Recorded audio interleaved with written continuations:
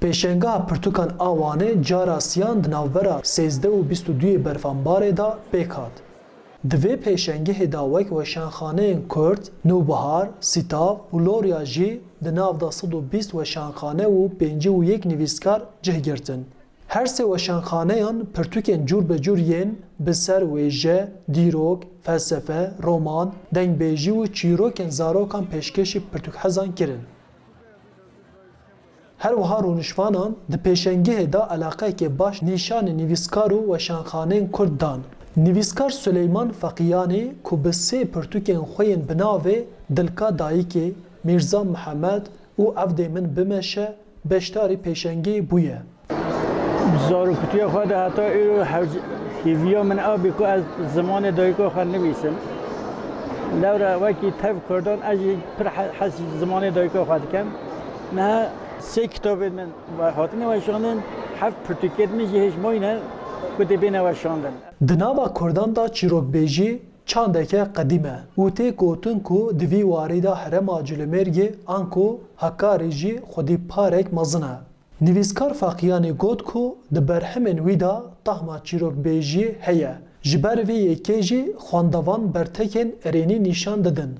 Pênc pirtûk min bi çîrok gotîne. Çîrokê Cûlemêrgiyanan bes min piçekî dewlemend kirîne, lê zêde kiriye kirîne roman.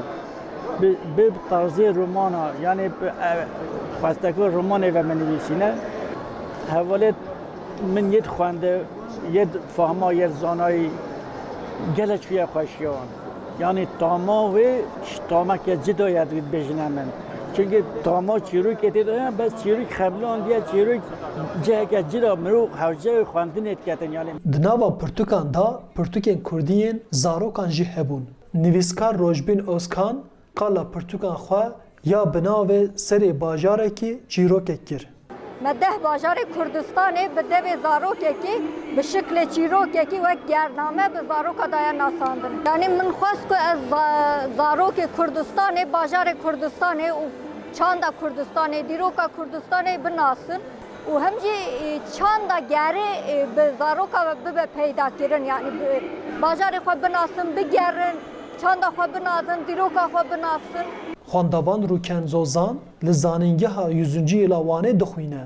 Ew bi derfetên xwe diçe kursa zimanê Kurdî û ji bo ku xwandin û nivîsandina xwe pêş bêxe pirtûkan distîne. Zozan keyfxweşiya xwe anî ziman ku weşanxaneyên Kurd kêm jî be cihê xwe di pêşengehê da girtine.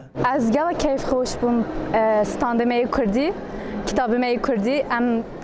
Ez hin pê nagehim Kurdî.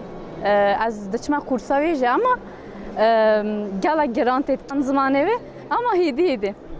Gere hevalê üniversiteyê, gere se zimanê xwe gele birastin. Çünkü ziman em û dikete hebûn. Hebûna me zimanê me ye. Li gor daneyên ku ji karbidestan hatine standin, di nava 10 rojan da 100,000 kes serdana pêşengeha pirtûkan kirine.